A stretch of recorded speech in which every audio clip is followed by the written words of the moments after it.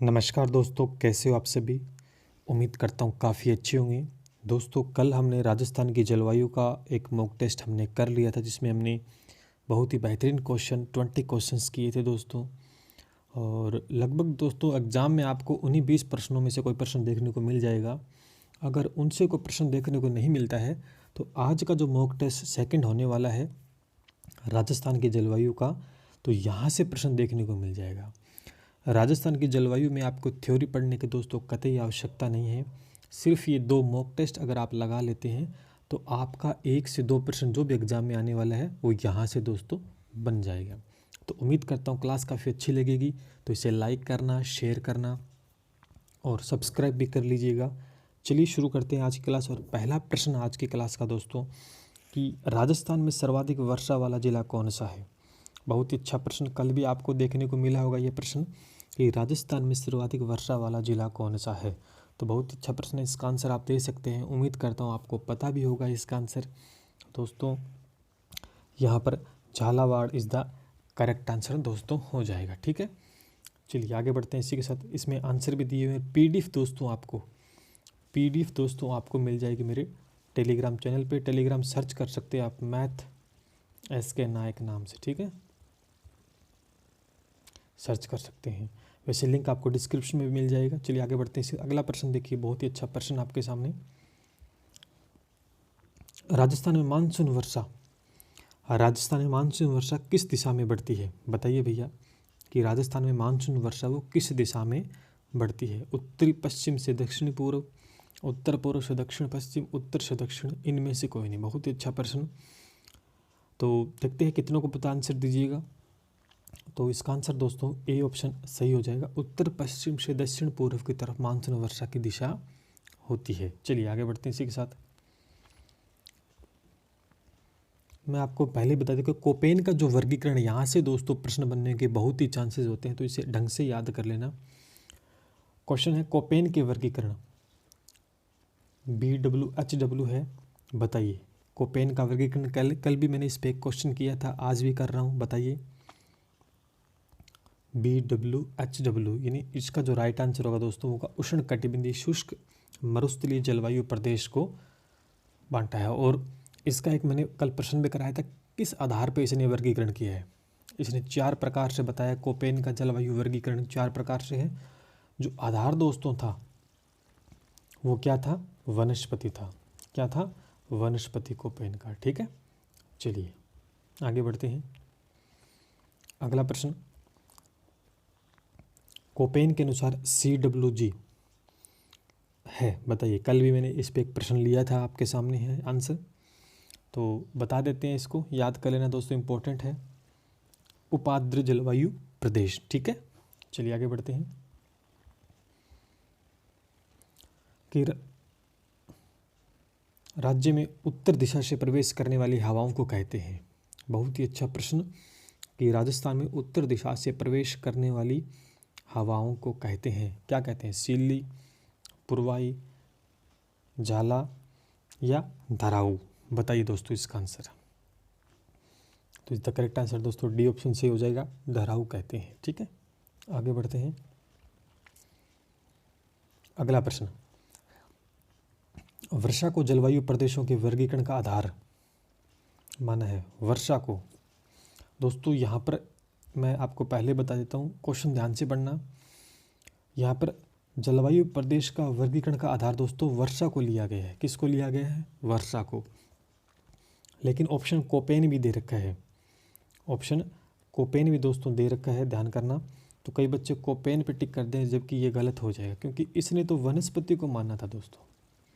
किसने माना था, वनस्पति को। ठीक है, तो ध्यान रखें इस बात का, कोपेन इसका आंसर नहीं होगा। तो बताइए क्या होगा इसका आंसर, थॉर्नवोट। ठीक है, याद कर लीजिएगा, ये भी बन सकता है क्वेश्चन, थॉर्नवोट, जो कि जलवायु का वर्गीकरण दिया था वर्षा को आधार मानकर, वनस्पति कोपेन। ठीक है, चलिए आगे बढ़ते हैं।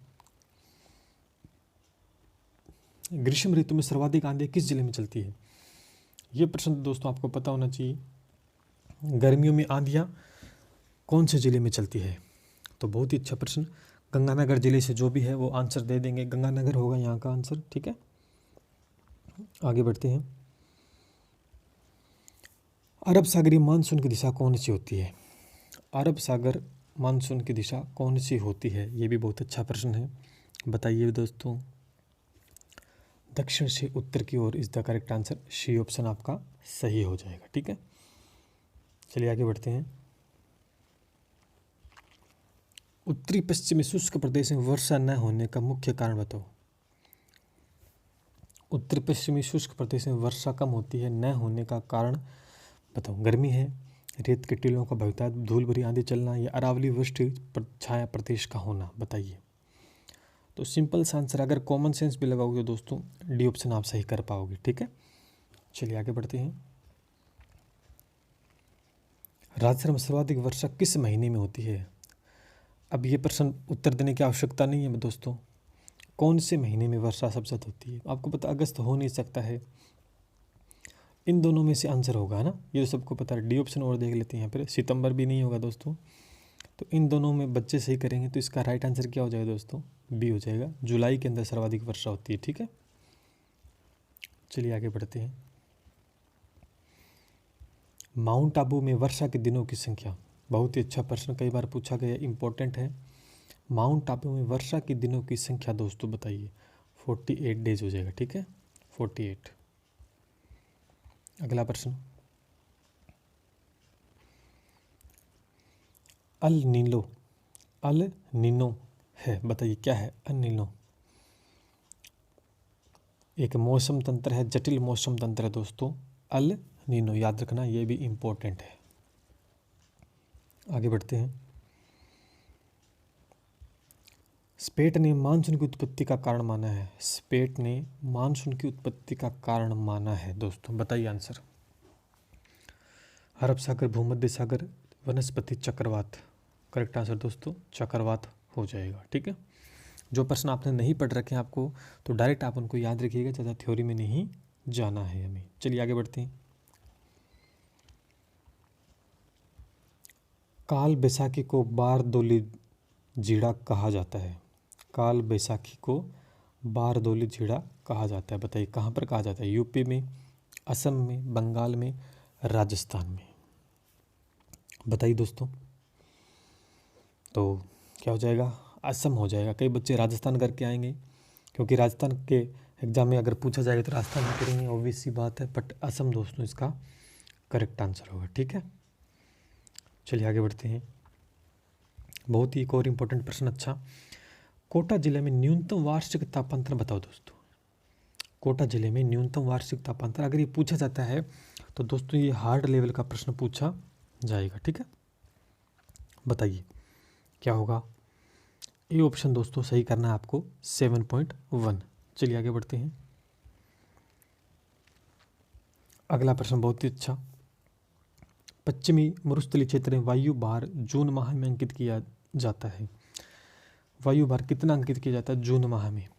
ये भी एक हार्ड लेवल का दोस्तों प्रश्न है।